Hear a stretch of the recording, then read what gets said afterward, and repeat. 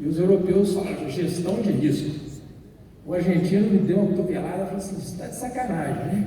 Os caras falando de gestão de risco, imagina se morasse na Argentina. Então, assim, é um tema extremamente complexo e não é específico de um lugar, ele é bem geral, né? Então, acho que esse é um exemplo que eu trago de fora. E o outro, uma conversa, né, com um amigo Renê que eu encontrei ali, né? Achei até que eu ia encontrar o Renê mais, porque o Renê está aposentado. É uma conversa nossa sobre gestão de risco. O Renê falou: acho que tem duas estratégias, uma do produtor e uma da indústria, porque nós não temos muito mecanismo. Porque o produtor, o mecanismo de gestão de risco dele nós temos uma TEC, esse tem uma tarifa externa comum que protege um pouco a importação, que hoje não está adiantando muito, que vem tudo do Mercosul. E a indústria tenta remarcar o preço toda semana. Então, quer dizer, isso ilustra um pouco a ausência de mecanismos que nós temos. Mas posto isso, eu coloquei dois grandes blocos, uma parte, porque nós estamos falando basicamente de gestão de risco, e uma outra parte alguns instrumentos. Não é um tema simples e é um tema que já foi tratado por várias pessoas de referência, que são 4 exemplos que ganharam de prêmio Nobel de Economia, em 91, em 96, em 2001, em 2016, são casos relacionados à parte de assimetria de preço, custo de transação, está tudo dentro dessa área, então são temas extremamente importantes e complexos.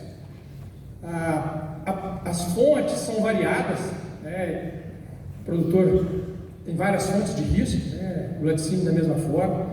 Se a gente olhar a linha de produção, de humano, de institucional, de mercadológico, financeiro, vamos focar mais nos dois últimos ali. Aí nós temos várias fontes de produção. Nós tivemos praticamente 3 anos de seca no Rio Grande do Sul. Essa é uma fonte de risco importante, que prejudica a pastagem, a silagem e assim por diante. Temos um calor intenso na Europa, enfim, você tem várias questões aí. A questão humana, a saúde, disponibilidade de mão de obra, uma série de fatores que também afetam. A questão institucional, o laticínio quebrou e deixou de pagar os produtores. Tem uma série de questões aí que são fontes de risco que estão inerentes à nossa atividade.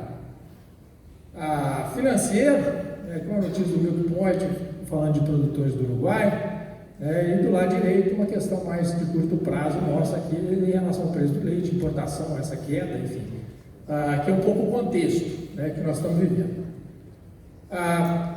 É importante esses mecanismos, de antemão, por essa figura, dá para a gente perceber que é super importante. Nós separamos em 2 períodos, o conselheiro, que é o último dado da direita, tem um período só porque ele é um conselheiro mais novo, então ele não tem o dado antigo. Ali é a volatilidade de preço, basicamente de 2008 a 2015 e a partir de 2016. O que a gente percebe em todos os indicadores? Aqui nós não pegamos só leite, a gente começa com café e pega os conselheiros, indicadores de preço de derivados no atacado e assim por diante. Todos eles ela subiu. O professor Escão colocou ali que a volatilidade está aumentando. Aqui está um exemplo claro disso. Ela mudou de patamar nesses 2 períodos. E a gente olha, o leite é muito volátil, mas tem outros produtos que são mais também. Então é do mercado de commodities. Se a gente olhar o café lá, é o primeiro. Os preços do leite em Goiás me chamou a atenção, que é o segundo. Quer dizer, vocês têm aqui mais extremos, preços mais altos, preços mais baixos do que a gente tem visto em alguns outros estados. E a gente vê milho, ali uma mistura de milho e de soja, 70% milho, 30% soja, aí vem, A gente pega Conselheite aqui no final, Conselheite Santa Catarina, preço ao produtor, base CPE e assim por diante. Então a gente vê que a volatilidade, ela aumenta, então é importante o mecanismo de gestão de risco. E aqui, só para ilustrar, pensa só nessa figura da direita. O que o mecanismo de gestão de risco faz? Ele tenta diminuir os extremos. Quando você corre risco, muitas vezes o preço sobe e você não está travado, você não está com contrato, você não tem nada. Aí o preço subiu muito, você pega e ganha mais lá. Opa, meu negócio melhorou aqui. Por quê? Porque subiu mais do que você esperava. Mas pode acontecer o contrário também. E cair mais do que você esperava.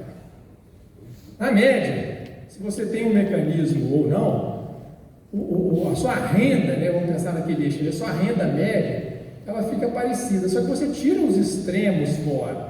Quando a gente olha a linhazinha pontilhada ali, que é sem gestão de risco, você tem pontos mais à direita, que é você pode ganhar mais e você pode perder mais à esquerda. Então a ideia da gestão de risco, de mecanismos de instrumentos de garantia de renda, é que essas coisas diminuam, né, esses eventos mais extremos que a gente tem na cadeia.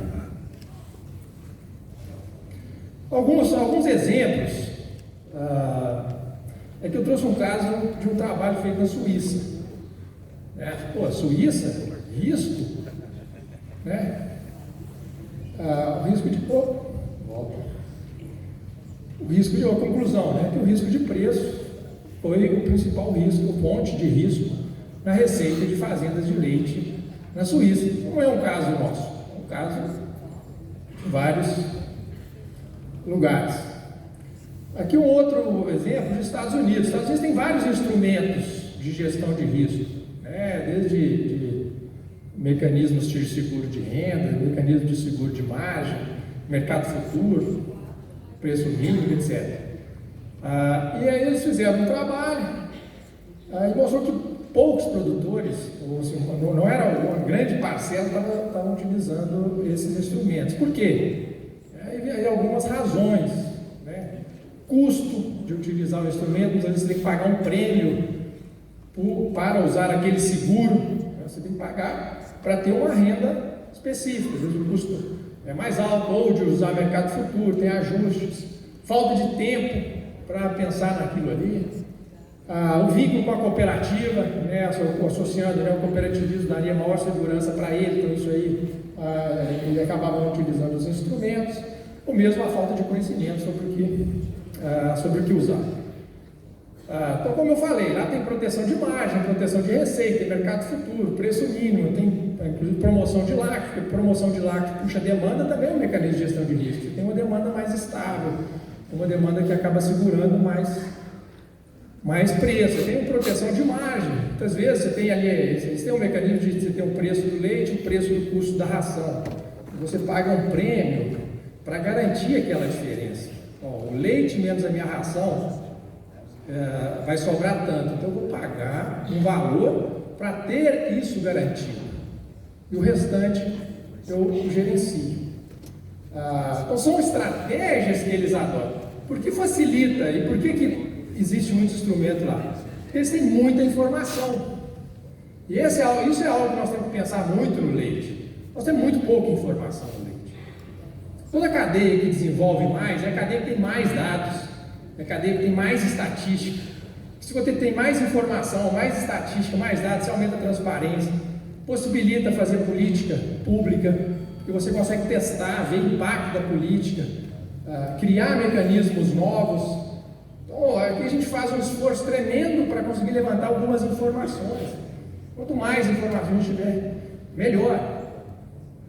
E nos Estados Unidos, mesmo com todos esses instrumentos, não é todo mundo que está usando, e o processo de consolidação vem ocorrendo, né? Que eu trouxe só um exemplo de que você ter mecanismos de gestão de risco ajuda muito, né? Mas não resolve os problemas. Muitas coisas estão relacionadas à produção, ao mercado, à sua estratégia, à sua dedicação, à sua eficiência.